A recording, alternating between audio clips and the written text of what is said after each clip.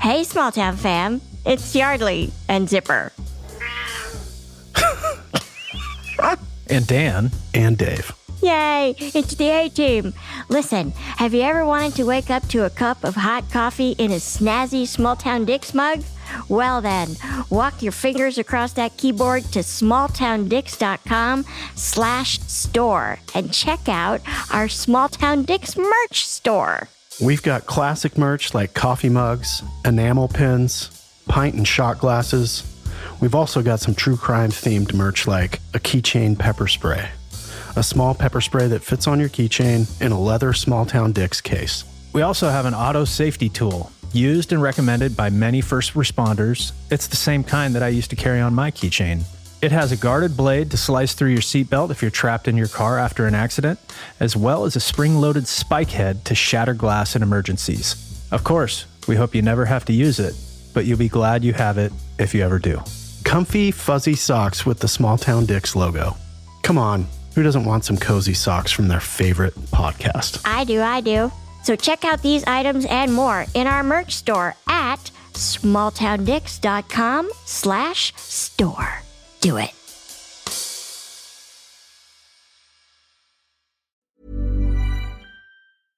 This episode is brought to you by Naked Wines. Hey everyone, Sally here from History This Week, and I want to talk to you about Naked Wines. A century. That's how long the wine industry has done business in the same way. But now, the industry is changing with the help of Naked Wines. Naked Wines thinks the best wine is made by people, not big corporations. So they connect you directly with the world's best independent winemakers, giving them backing to craft their best wines. All while cutting out middlemen and getting you great wines at honest prices, up to 60% off, in fact. Take back control of the way you wine. Find out more at us.nakedwines.com/podcast. Drink responsibly. Naked Wines, Napa, California.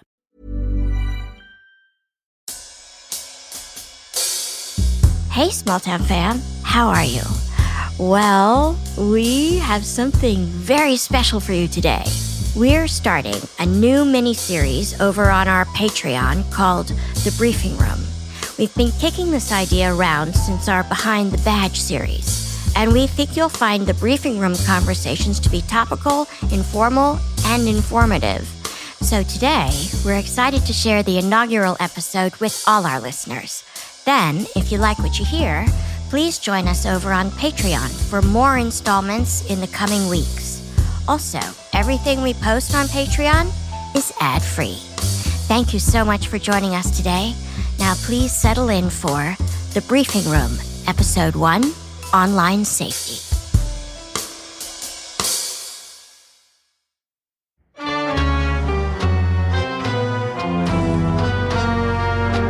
Welcome to the Briefing Room. Every day in police stations across the world, law enforcement officers begin their shift with briefing. Briefings are essential to communication and allow officers and command staff to discuss calls for service, crime trends, case law, wanted subjects, training opportunities, and policy changes. Briefing rooms provide a setting where the team can speak with each other candidly and openly. We wanted to create a similar setting for our listeners. The Briefing Room series will include intimate, informal conversations about trending issues, viral videos, guidance and training from detectives, as well as commentary on other topics impacting law enforcement and the true crime community. So welcome to the Briefing Room.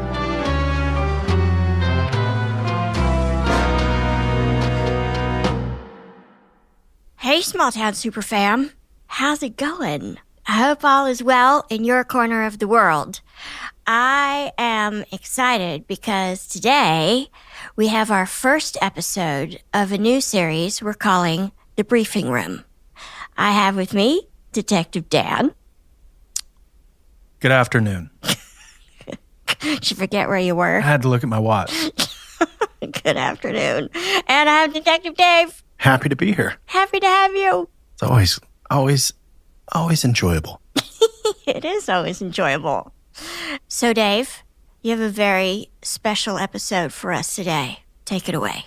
I do. It's kind of like a public service announcement Due to my past caseload involving child abuse, sexual assault, there's some overlap with those cases in which we have children who are exposed to dangerous people on the internet and social media apps. So it became fairly apparent that we needed to have some sort of outreach to schools, students, and parents about online safety, about being aware of online activity. So Detective Jeff, my former partner, Detective Matt, and I would do presentations throughout the year at different events, parenting events, school events. We've done school assemblies. We've also been in a more intimate setting where we are just speaking to health classes in high schools. Very positive feedback to these presentations. From both students and parents? Students, parents, and faculty. I imagine thinking about my high school days, if a detective or a police officer or a firefighter or an attorney were they to come into my classroom and give a presentation on their subject matter, I would have been engaged. So in these opportunities, you never know how us boomers are going to come across to high school age folks. You're a little young to be a boomer, by the way. I crossed the very last year of boomerness. Don't consider myself a boomer, actually, but I don't consider you one either. You're 8 years old on TV. So giving these presentations, extremely important from the outreach perspective and from prevention. In this instance, I tailored this presentation to be focused towards parents and them being aware of what's out there, both the good and the bad when it comes to smartphones, online safety, that type of thing. So, did you find they were often surprised? Always. Really? Very surprised. I think some parents have their finger on the pulse of their child's activities, both at home and when they're away and outside of their parents' supervision. Other parents might have their head in the sand or just be naive and think, my child's not going to be exposed to that, or my child would never put themselves in a situation where they'd be in an unsafe situation. So this is fairly broad. Some of the information is fairly obvious. In other situations, parents go, I never even thought of that. So take from this what you will. This is my general parent safety presentation. And I'd say if you're a parent and there's one Patreon episode you could ever listen to, this is the one. This is it. It's important stuff. So Matt and I especially would start out these types of presentations with kind of a survey where we just ask the audience some questions, have them raise their hand if they do this. If not, we educate our audience. Can you tell us what those questions were? Yeah, so I would start with raise your hands. How many people in here allow their child to have a smartphone? Show of hands. All the hands go up for the most part? Always 95+%. Most kids, it seems right now, are probably getting phones 9, 10. Elementary school kids are getting smartphones. And there's utility in that because it makes communication a lot easier, right? It makes finding out where your child is a lot easier. So I see usefulness in these devices. At the same time, there's a darker side to children having that kind of access to an online community and social media apps. So I would ask, who here has a child with a smartphone? Bunch of hands go up. How many parents actually monitor your child's screen time? Fewer hands go up. How many parents monitor the actual apps that their child is downloading? Fewer hands go up. How many parents know their child's passcode to get into the phone? Just a couple hands go up. And how many parents have an actual contract with their child regarding use and abuse of these devices? Couple hands go up. The contract to me is I, the parent, set down some ground rules for my child on what's acceptable online behavior and what isn't. There's some sanctions tied to use and abuse of these devices. If you're not getting your homework done, the sanction is you lose what's near and dear to you, like Xboxes and PlayStations and smartphones. I've been to countless disputes, family disputes, and it was over one of those luxury items in a child's life being taken away, like a cell phone. The fights between teenage kids and their parents over being denied the use of a cell phone or being grounded from it. I've been to some big fights. Wow. Screaming and yelling. Enough where the police had to be called? Exactly. So it's a big deal. It's applicable to anybody whose child has a smartphone. I talk about teen sexting, which is texting but sexual matters. Sexual in nature.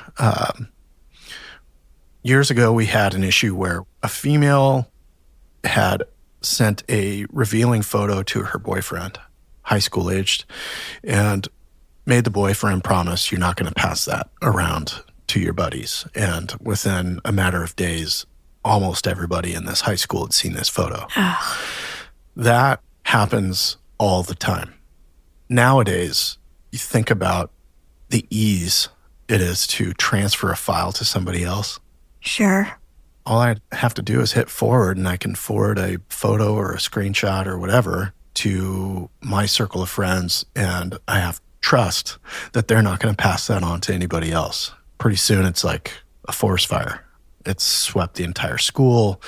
We've had cases where somebody was unaware that their photo had been disseminated to numerous other people until about a week and a half later, when somebody in a completely different city in a completely different high school recognized it was their friend in the photo. And we're like, hey, by the way, are you aware this photo of you is making its rounds? Absolutely horrifying to this high school age girl. I mean, you can imagine how devastating that is. So it's a big problem. So I get into statistics when it comes to sexting and this kind of subject matter. Average child gets their cell phone at right around 10 years of age. The percentage of children who have received content from someone else that made them uncomfortable, 20%. 1 out of 5 kids admits to getting something they were like, ooh, I don't know if I should see that, or I'm uncomfortable. And mostly from people they don't know? From people they do know. Or it's someone they met on an app, agreed to give a screen name or a phone number, and it's like catfishing. I think that this person is my age. Turns out it's a 35-year-old guy. Sex offender. Sex offender who's reaching out to kids because the internet is now a playground for sex offenders. How many kids have shared a private photo or info or videos with a stranger online? What's your guess, Yeardley? Percentage of children who have engaged in that kind of behavior with a complete stranger online? I'm going to say 10%, but that seems incredibly high. 55%. Oh my God. Over half of kids have shared something sensitive with a complete stranger online. Percentage of children who have sent a sexual image to someone they only knew online, never met him in person, 15%. Oh my. Percentage who have sent a sexual image to a boyfriend or a girlfriend. What do you think that number is? That's got to be high. I want to say like 80%. 70%. Wow. Percentage where the sender had a sexual image shared with the recipient's friends. So person sends a photo thinking it's only going to my boyfriend or this person. Percentage of people who have had that trust betrayed and that image was forwarded on to other folks who weren't the intended recipients, 39%. Largest demographic of internet porn consumers, 12 to 17 years of age. That's the largest population of people who consume or watch internet pornography is 12 to 17 years. Oh my God. And this one's important. I have it underlined in my presentation. Percentage of children who would change their behavior if they knew their parent was monitoring their activity, 43%. Only 43%? Only 43. I think there's probably an aspect where some kids are like, my parent would never do that anyway. But we have almost 1 out of every 2 saying, yeah, if I knew I was being watched, I'd be a lot more cautious and a lot more conservative with the types of activities I engage in online. Do you know the source of those percentages you just gave us? I got that information off a website that is www.guardchild, G-U-A-R-D, child.com, one word. So guardchild.com has this set of metrics. So then I get into apps, specific apps and social media that have been popping up on law enforcement radar. And these change like the tide. One app will be popular and then it's replaced by something else, and fewer users use the less popular app and they move to a different one. So these apps are always evolving, and the list that I have here is probably overcome by events that things have changed since then. So I have a graphic and it's titled 10 apps teens are using that parents need to know. And this is a big one. Parents start to perk up. After those statistics, they're intrigued. And then you let them know, here's what you should be looking for on your child's phone. And some of these apps are kind of sneaky. They hide themselves and their true intentions, be it an app that the icon is a calculator, looks like the calculator on your iPhone, but that's actually got a password that you can enter, and it's really just a folder, a locked folder, a vault that you can open up and save images into that app, that when your parents get your phone, it just looks like the calculator app. But then you open it, you type into the calculator your PIN number and hit enter, and it opens up a folder. The app still acts like a calculator if you want to do that. But if you enter your PIN, it opens a folder. I see. Sneaky, right? So we have the calculator app. And that's what it's called, the calculator app? There's differing names. They change. I've seen Keep Safe. There's an app like that. It's a vault app. We call them vault apps. It's an archive. Omegle. I had a case years ago with Omegle, O-M-E-G-L-E. It's an app that children would first probably get exposed to on YouTube, watching YouTube videos. And there were ads associated with Omegle. And that's how I came across it. What would be appealing about that app to a child? That app is appealing to a child because it's random. There's no real identifying information. You can come up with your own screen name. It's fairly anonymous. And that app puts you in touch with complete strangers. It's kind of the whole point of the Omegle app. Is it's a free online chat website that promotes chatting anonymously to strangers. That's fine for adults. I've never heard of Omegle. I hadn't either, but I had a case with an 8-year-old who had this Omegle app. Her parents were unaware of it on her smartphone, and she had downloaded this app and got put in touch with an adult who started soliciting sexual images from this 8-year-old. Horrible. Horrible. Right. And that case was resolved by the parents getting into this girl's phone after bedtime. They could hear her chatting in a video. Like a FaceTime video, sort of. Right. So the parents bust into the girl's room and they're like, "What are you doing?" And she's like, "Oh, nothing." And they get into her phone and they say, "What is this?" And the app was running on her phone, and the parents start digging and see this chat history, and they're like horrified. And then the police get called. Good job, parents. Yeah. Let's see. The Yellow app is just like a yellow colored box icon. Yellow is an app designed to allow teens to flirt with each other in a Tinder-like environment. Right? Cringe. Whisper app, an anonymous app where the creators promote sharing secrets and meeting new people. Ask FM. Ask an anonymous question, get an answer. This app has been linked to the most severe forms of cyberbullying. Hot or Not. I've heard of that one. Right. Strangers basically rating your photos, whether they think you're hot or you're not. Burn Book. Users are able to post anonymous rumors about other people. What the? Yeah. Wishbone, an app that allows users to compare kids against each other and rate them on a scale. Talking about looks. Who would compare kids? Who do you think? I mean, I just don't.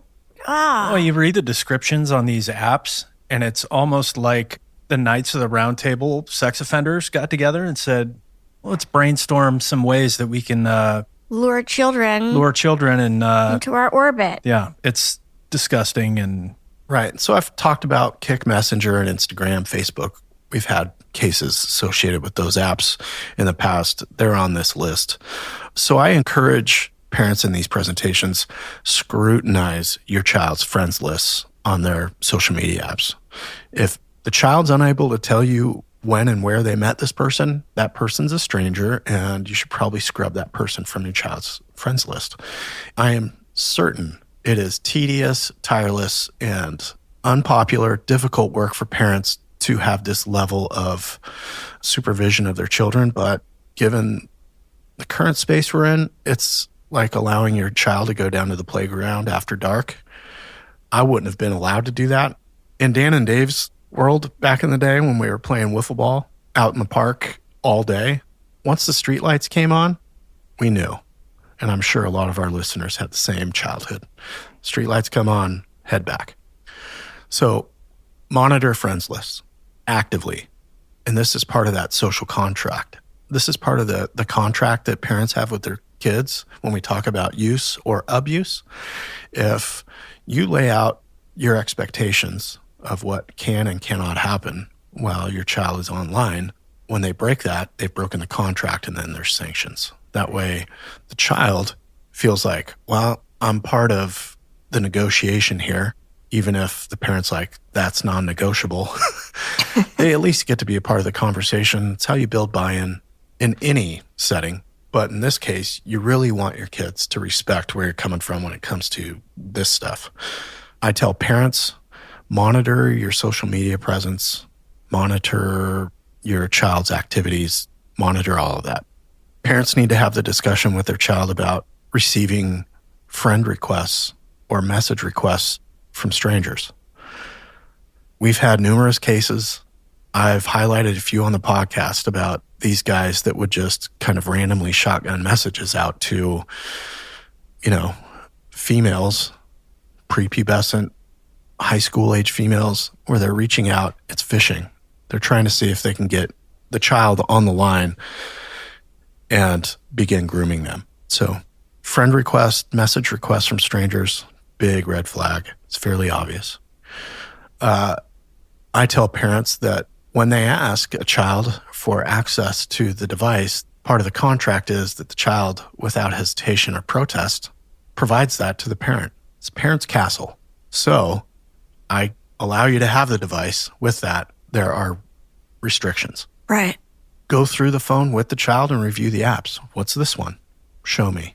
Imagine the pucker factor for a child who's like, oh, shit, I should have closed out all my windows. Yeah, except if they have the calculator app where they go, look, it's just a calculator. Right. Except that iPhone, if it's an iPhone, for instance, it comes with a calculator built in. And that's the thing. So then you would have two, and why do you need two? Right. So I say, you can keep the app that came with the phone, but the other one goes away.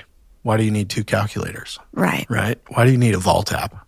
Right. Isn't there also a way for parents to monitor what apps are actually downloaded on their child's phone? There are, and that's later on in this presentation. We get into the spyware and tricks of the trade for parents.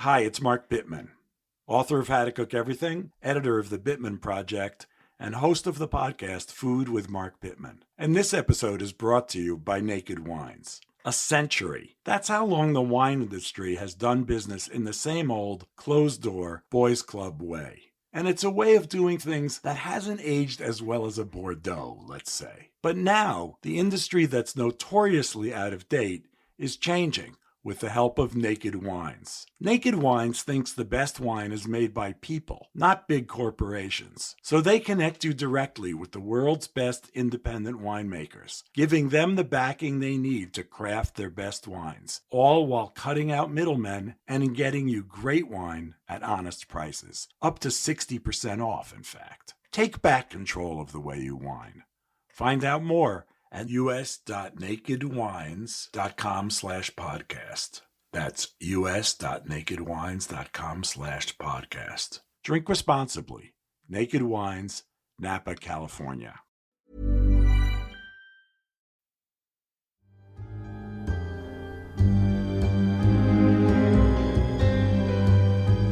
I ask parents apply consistent sanctions for abuse of the device. Got to be held accountable.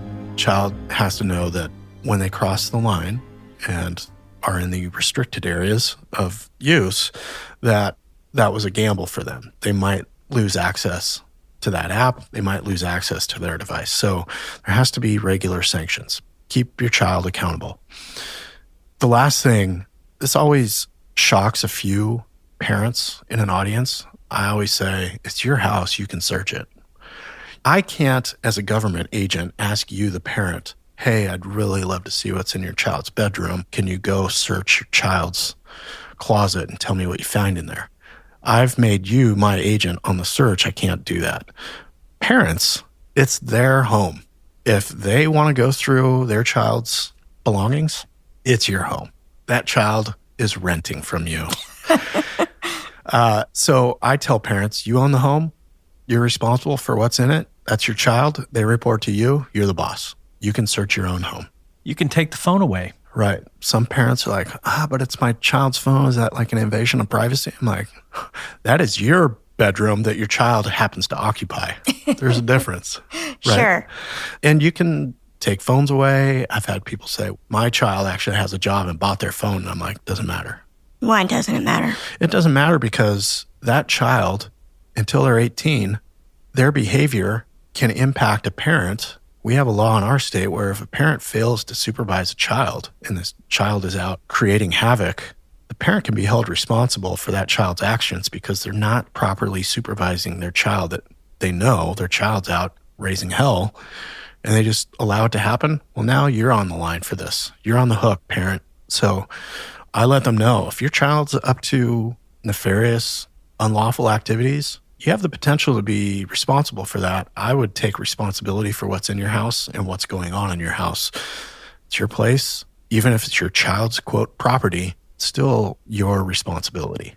I have another slide with just a longer list of apps that were popular a few years ago when I did this presentation.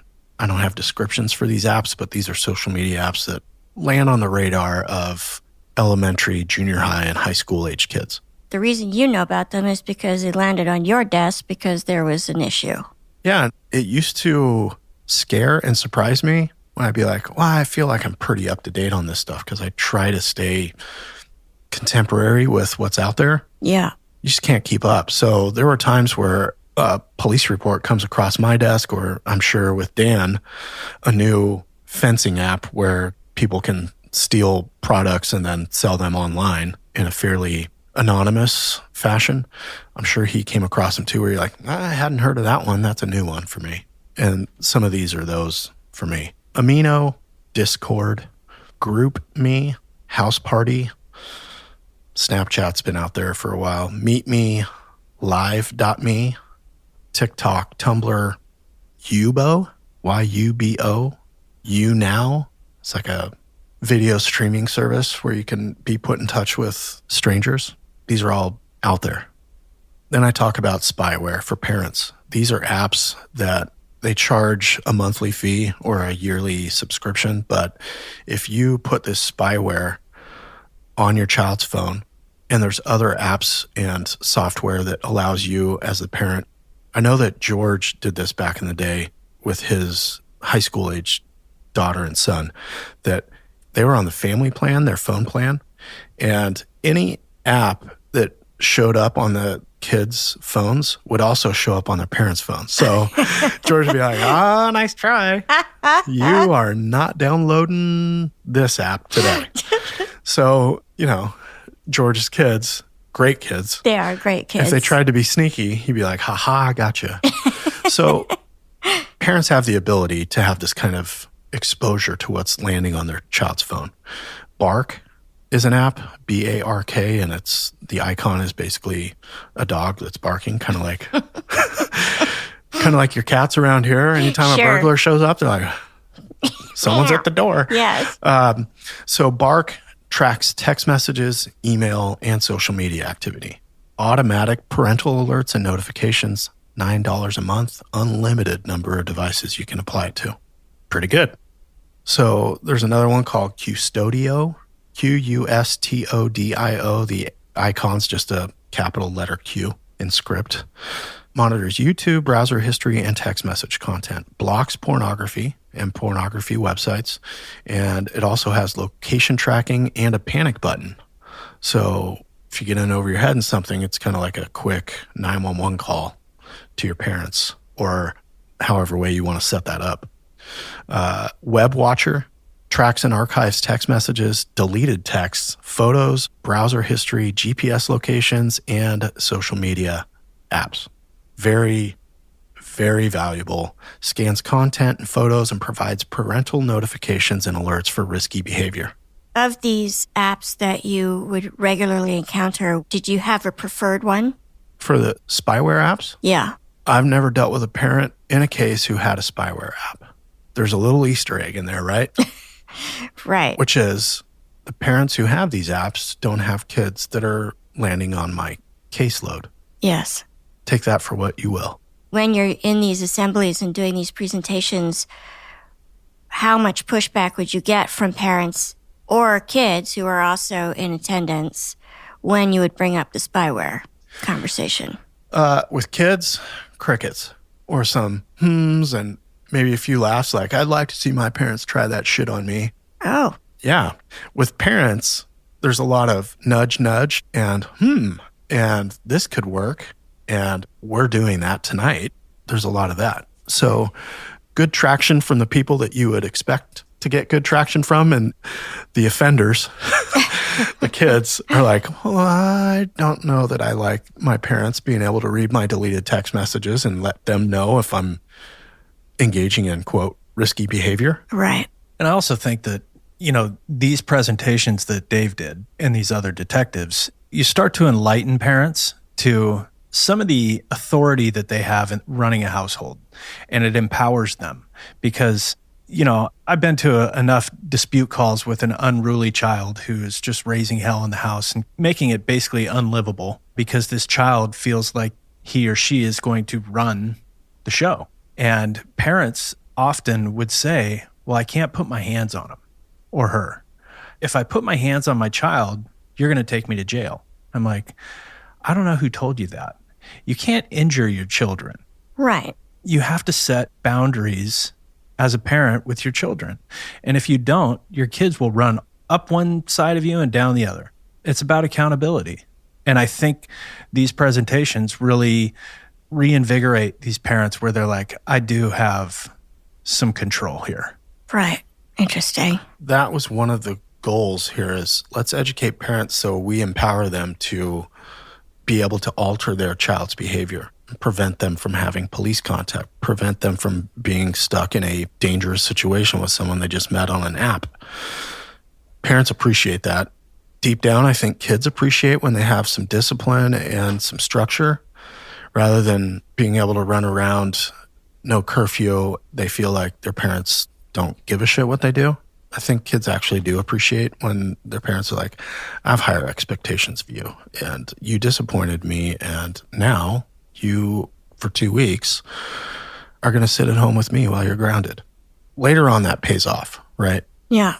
When you would give these presentations to illustrate the kinds of things that you'd see when the horses left the barn, so to speak, and nobody had spyware, nobody was monitoring the apps or the online activity, would you say, these are the sorts of things I see? Would you enumerate a few of the kinds of details that would come across your desk to kind of go like, listen to me. This is not just about, oh, you need to control your kid. This is about safety. This is for your child's well-being. Right. And as part of this presentation, I highlighted 3 main cases that I worked.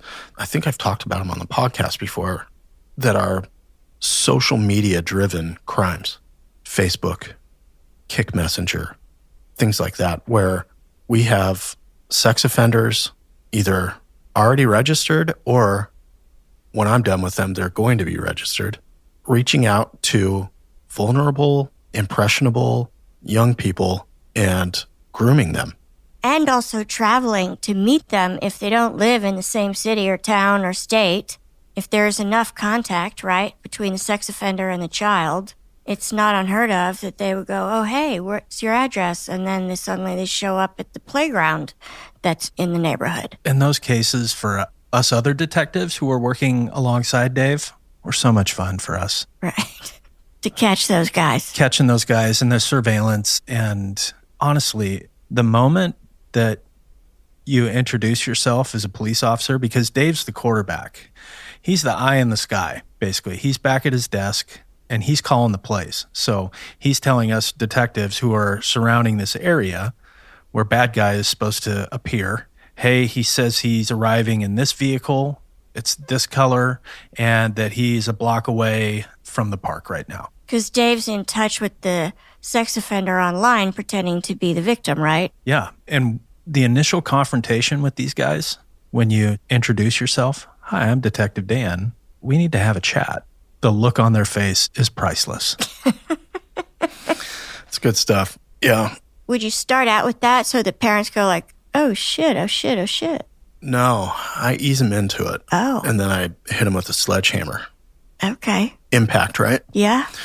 So I would go into grooming, which we've discussed, and we have on our resources page kind of a list of grooming activities. And we also have that wonderful episode with Nicole called Disclosures, where both of you have an extended conversation about the kinds of grooming that you've seen over the course of your work. Right. And previous podcast episodes, I kind of talk about each suspect kind of had their own little fishing pole with a line.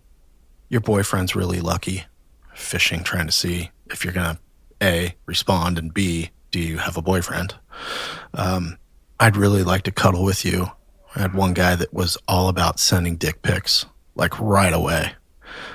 So they all have their little game that they play with the subjects of their attention. So you just have to feel out for that and recognize it when it comes across, which I always did right away. Send a friend request to one of these guys using a fake account, and right away they send you a message like, what's your story? Tell me about you. You have a boyfriend? Want to hang out sometime? I mean, it starts quickly and usually escalates rapidly after that. And all of this is done because the ultimate payoff for the offender is to arrange an in-person meeting so they can offend. That's a crime in our state, where you are using an online tool to communicate with a known minor to engage in sexual activity, and then taking it a step further by offering a place to meet and then taking a substantial step towards doing that, which if I arrange a meeting with you and you show up at the location based on our, could be 20 minutes of chat, could be, I've spent hours chatting with some of these folks until they finally go, okay, I feel safe enough that I want to meet this person. Meaning the sex offender feels safe enough. The sex offender feels safe enough where they're like, okay, I don't think it's a cop. And they play some of these tactics like, why don't you send me a picture of you right now? So you have to be creative about avoiding that. And that was always a challenge for me. I was like, how do I get out of this one? Oh, I'll use the excuse I used with this other guy. Usually it worked. Do you want to tell us what that was, or no? Is that a trade secret? Trade secret. Fair.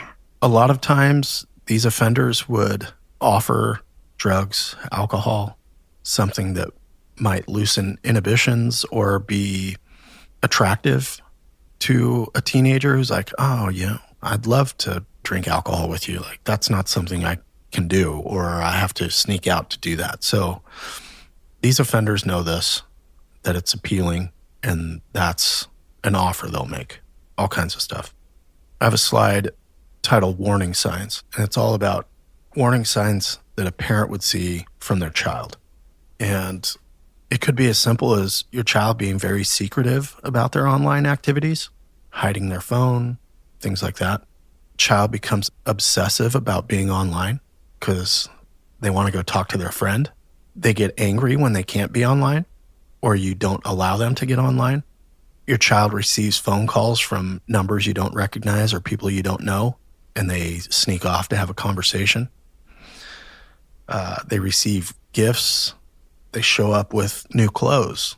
They get packages sent to the house from someone the parents don't know and are like, why is my child receiving a package, or where'd you get those shoes? That's insane. It's so obvious. It's so bold. Right. Child might be withdrawn from family and friends.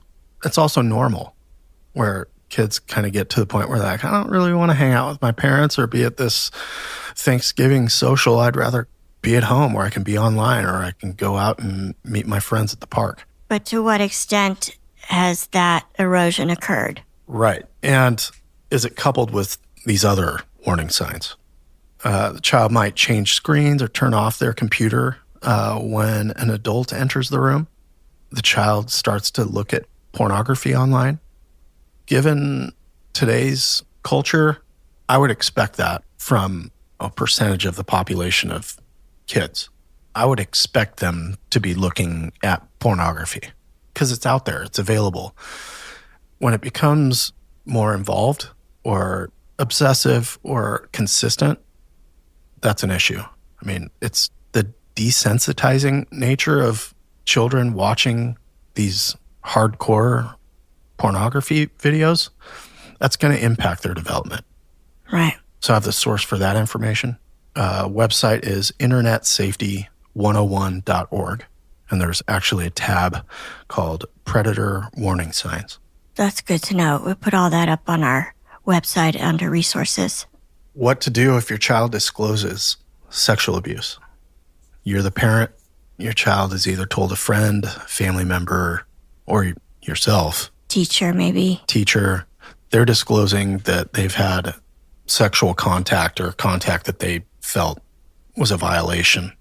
When a parent hears that, I imagine it's a huge pucker factor moment. Like, oh shit, like not my child.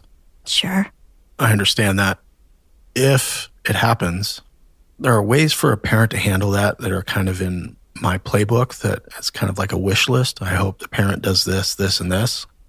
Here they are. If your child discloses sexual abuse, believe them. Number one, the number of times I've had a child give a very descriptive, credible account of something horrible that happened to them and not be believed by the person who's supposed to protect them, dozens. Happens often in this caseload of child abuse. All the time. So believe them. There's a statistic out there that something around 90% of disclosures are found to be truthful. So I would err on the side of caution and say, my child just told me this. Unless there are circumstances where you found your child to be completely unbelievable and they make up a lot of stories, I would hope your inclination would be to believe your child. Report it immediately. The initial reaction from a lot of parents, totally understandable, is I'm going to reach out over the internet to the person who's contacting my child. I'm going to read them the riot act. I'm going to confront them. I'm going to let them know they are no longer to contact my child.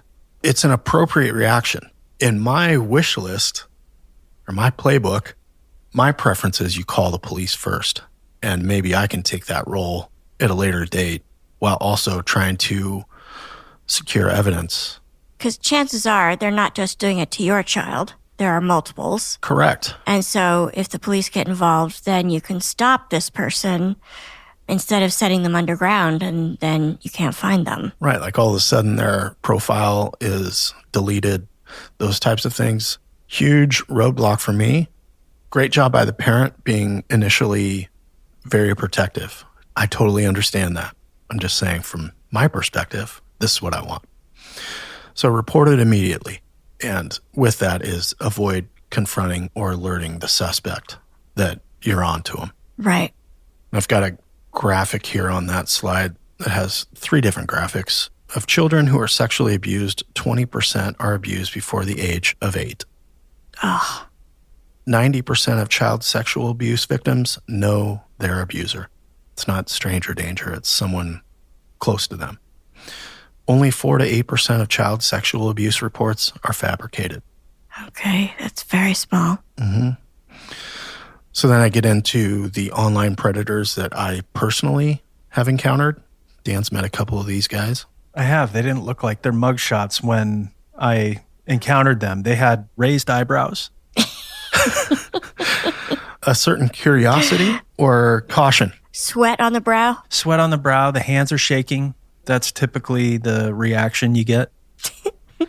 And I've said it in other presentations and in podcasts, without fail, when confronted and these offenders go, oh shit, I'm not talking my way out of this with this detective.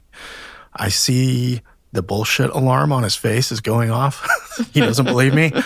How do I recover here? And without fail, they say something along the lines of, I was never going to initiate any sexual activity with this child. I was simply meeting up with them to let them know how dangerous it is to meet a stranger online. How altruistic of you is that? It's garbage. Yeah, it's garbage. Total bunk. Go through the ages of, you've got 3 guys on this page. Go through their ages real quick. Contestant number 1, 28-year-old man trying to lure a 15-year-old girl to meet in person for the purposes of engaging in sexual activity. He's one of the guys that within moments was, here's a picture of my erection. Let's see how you handle that. Very aggressive, wasted very little time. And when I wrote the search warrant for his Facebook page, that suspect was talking to over a dozen other people concurrently, where timestamps on messages where it's clear he just sent Jane a message at 3:30 p.m. And at 3:31, in between messages with Jane, he was contacting Stacy and asking basically the thread of messages and the photos being posted like cookie cutter to all the other chats. Another suspect I have here, 28-year-old male trying to meet up with a 14-year-old. Disgusting. And another one, 33-year-old male, used marijuana to groom 2 13-year-old girls. In each of these cases, these offenders met up with my team of detectives. And then shortly thereafter, I was introduced to them in an interview room at our police station. Things got progressively worse for them. Always satisfying. And I used to always, it was kind of my little shtick at the end. Once I knew the arrest team was walking up to suspect, I would say, surprise. And I remember I spoke to Detective Kyle about one of those, and he said, yeah, we were patting the guy down at the hood of the car, and we put his cell phone in front of him, and we got a message from the account you were using, and it said, surprise. And they're like, oh, we started laughing. Meet my friends. One of these cases that was particularly disturbing to me was this suspect, much older than the girl he was going to meet, who he thought he was going to meet. He pulls up in an SUV. I think it was his grandmother's SUV.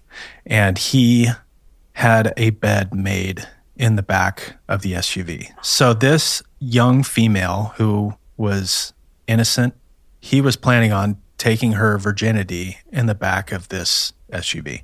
It's shocking and disgusting. And putting these guys in cuffs is the most satisfying feeling, because how many other girls did he do that to? Right. There was another guy that Dave was working this case. This guy took this young woman, this young girl, to the movies and made her pay.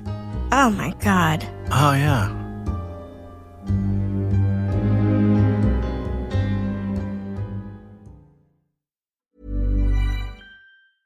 Hi, it's Mark Bittman, author of How to Cook Everything, editor of The Bittman Project, and host of the podcast Food with Mark Bittman. And this episode is brought to you by Naked Wines. Here's a dirty little secret. The wine industry wants to create as much distance between you and the winemaker as possible. Scandalous, we know. And, like most dirty secrets, it ends up costing you money in the end. How? Well, because they fill all that space with markups, fees, and price-raising middlemen. In fact, by the time you buy that bottle of wine, they've likely sold it twice or even 3 times before. Naked Wines connects you directly with the world's best independent winemakers and their award-winning wines, so you can cut out the middlemen and get great wines at honest prices. Up to 60% off, in fact. Take back control of the way you wine and get closer to the winemaker than ever before. Find out more and try the new way to wine at us.nakedwines.com/podcast. That's us.nakedwines.com/podcast. Drink responsibly. Naked Wines, Napa, California.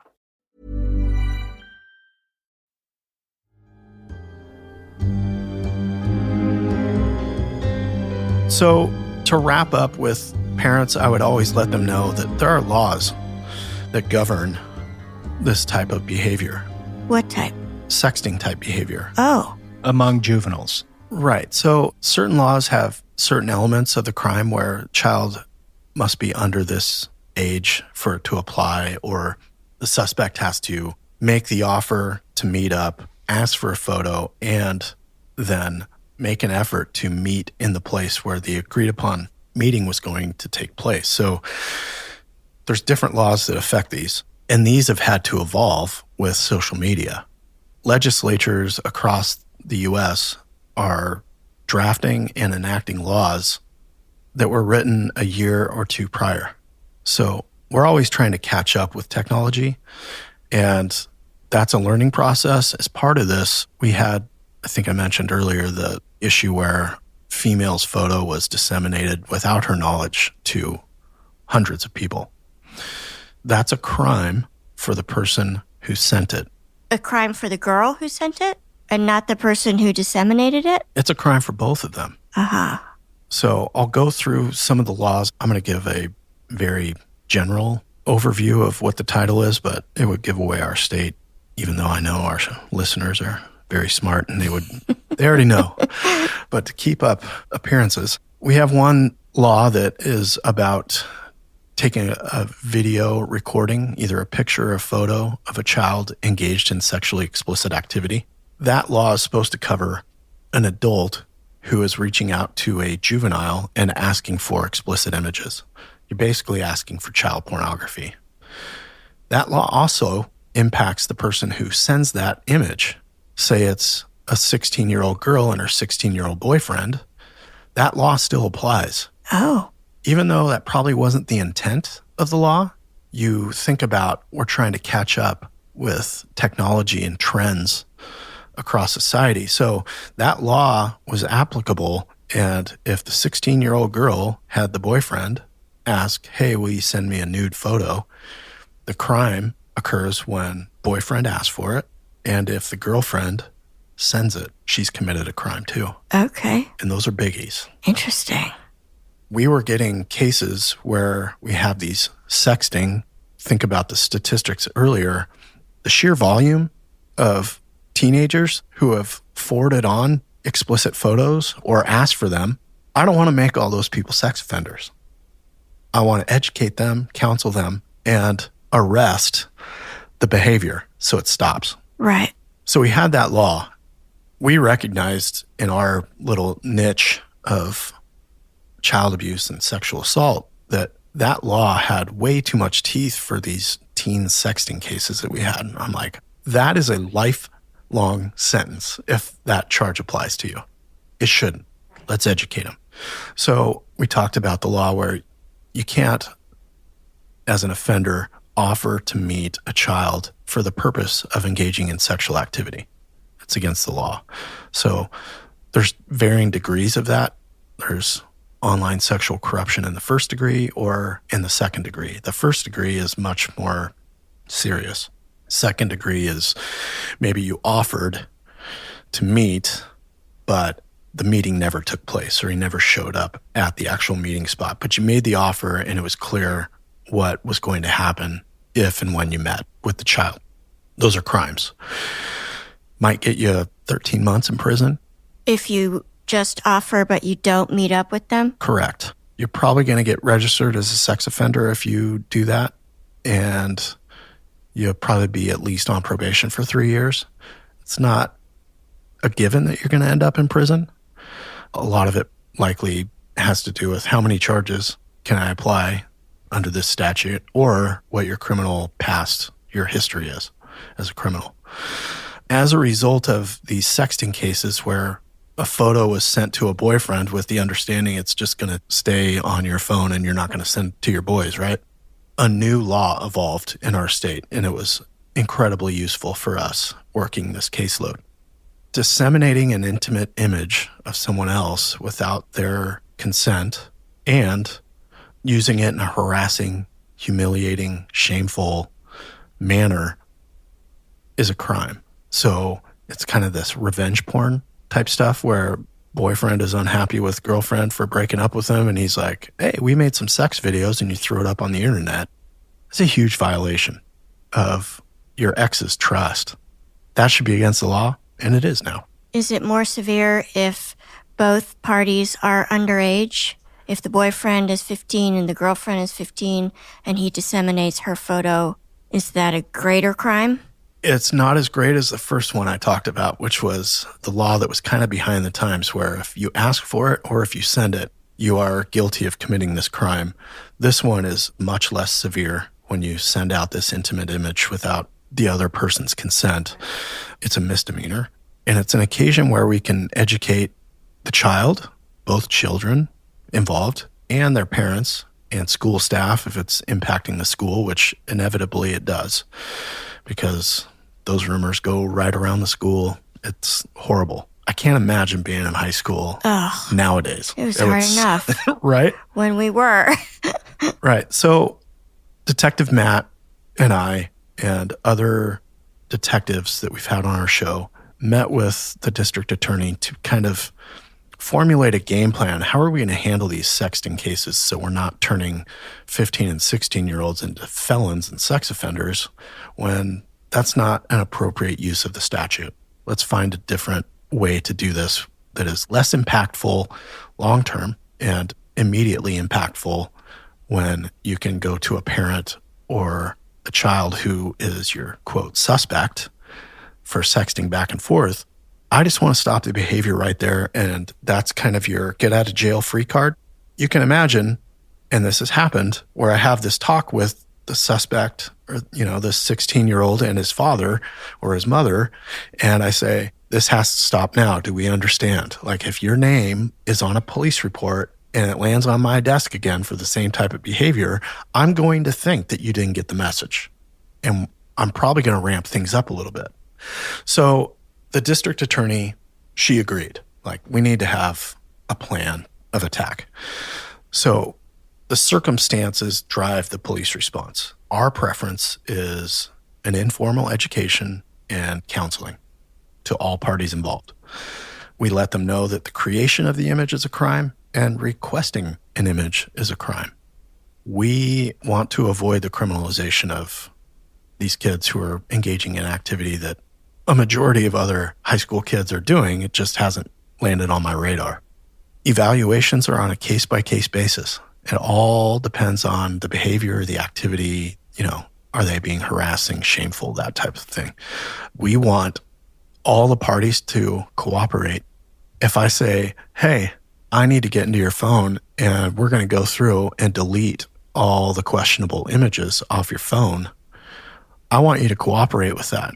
If you stonewall me and say, screw you, it's my child's phone, you're not getting into it, I go, well, it's my phone, by the way. I just seized it because I know what's on there.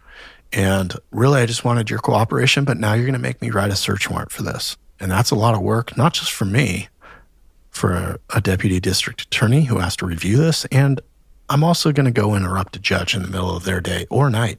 I'd rather you just cooperate. Most people, 99% of parents were like, okay, now that you put it that way, I'd be happy to cooperate with you. The context of the sexting behavior, is it coercive, shameful, harassing, intimidating, or is it consensual? Consensual is completely different animal, right?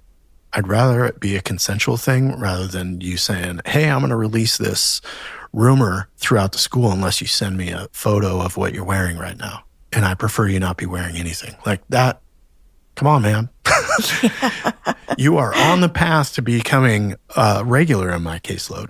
So we really stressed coercive, bullying, shaming behavior, real bad. You're going to get a different response from law enforcement and from the court. If you just want to cooperate and play ball with us, it's going to end today. It's all over. I know that your phone has these images on there, I have to ensure that that is not available, or else I wouldn't be doing my job. It's kind of like arresting someone for crack and then handing them back the crack pipe and the crack, saying, you know what, I just really don't want to deal with it today. On your way. Just don't do it, okay? Right. Here's all the stuff back. Right. That stuff has to go. It's fruits or proceeds of a crime. That stuff has to be taken care of. Repeated cases, obviously. If you repeatedly come across my desk, you're going to get my attention because you're just creating work for me. And that only happened a few times, but it has happened where we have this talk with the involved child and their parents, and they swear up and down, I got the message. Promise you'll never see me again. And then a month later, here they are, listed in another police report. And you're like, all right, you get level 2 consideration now. And it's going to be a bigger deal than the last time we met. It's just the way it is. Yeah. So the last thing I would talk about with parents is it's especially applicable to parents of boys. Not to say it doesn't go the other way, but in my experience, and I know when I discuss sex offenders, a lot of times I say he or him. That's my experience, is 90+% of my caseload was male offenders. So I speak in those terms. I encouraged parents to always discuss consent with their children, how important that is, what consent looks like, what it doesn't look like. And it's extremely important to avoid landing your name in a police report, that if you respect the other person's boundaries, we're not going to get to the point that we have a crime occurring. That's the whole goal. Nobody's getting victimized, and that everything's consensual. So talk to your children about consent and what it looks like. And I have a video that I used to always throw into every presentation I had on the subject, and the title is Consent. It's as simple as tea. Like tea that you drink? Yeah, like a tea party. Oh. I've found that video on YouTube. It's a brilliant video. It's only a few minutes long, but basically says, you wouldn't allow your friend to come over unannounced and offer you tea, and when you said no, they shove it down your throat until you're unconscious. If you wouldn't consent to that, and you recognize that the person is not consenting just because you guys had tea before, that it's not such a stretch to think about it in sexual terms. Just because we've had sex before doesn't mean that it's going to be a regularly scheduled program. It doesn't mean that because they said yes before, that they can't say no now. It doesn't mean that in the middle of the act, when they start saying no, that means it's over with. That if a person is punch drunk on tea and they're passed out, you should be caring for them, not taking advantage of the amount of tea that they drank. That it's all consensual. Don't violate other people. And just to be clear, you're talking about juveniles together right now, not talking about, a 28-year-old who's groomed a 15-year-old. We're talking about juveniles and consent. Among juveniles. Yes. A juvenile cannot consent at all with an adult. What about juvenile to juvenile? Yeah, so in our state, a juvenile is considered a child until their 18th birthday. In our state, you are not, as a child, capable of consenting to any sexual contact with anyone. Even 16-year-old to 16-year-old. Right. However, we understand what happens in high school. We're not naive, so there's consideration given to that by prosecutors and by the legislature when we talk about laws and what has to be prosecuted versus prosecutorial discretion. We all went to high school. We know what happens at the parties, and we know that people are in relationships. We understand that 16-year-olds are going to experiment and they're going to have sexual experiences. We just ask that it be in a consensual manner. And when you're talking about teenagers consenting to have sex, you're speaking in a colloquial way. Absolutely. I'm not speaking in a legal term way or legal definition. We're discussing the birds and the bees that happens to be explored by like-minded juveniles. Yes, okay. What's important that us in law enforcement and prosecutors and judges, we all understand what the spirit of the law rather than the letter of the law. We know there's a difference there. There are nuances. There are nuances, and we take those things into consideration. So This video, I love this video. It's the accent. The guy sounds kind of like the gecko from Geico. The video is so simple, it's entertaining. To our listeners, if they want to actually watch the video as you would present it in your presentations, you can find it on YouTube. It's called Tea and Consent. Tea as in T-E-A. Right. There's two versions. One is the English accent, the British accent that I really enjoy. Yes. The other is an American voiceover. The British one's way more charming. It really is, actually. There you go. So that's how you would wrap up your presentation? I would always take questions at the end. If our listeners have questions, feel free to reach out. You can reach out to us at info@smalltowndicks.com. Yeah. For parents who have questions about what we just went over, if you want to email myself or the team at info@smalltowndicks.com, feel free. Happy to answer the questions.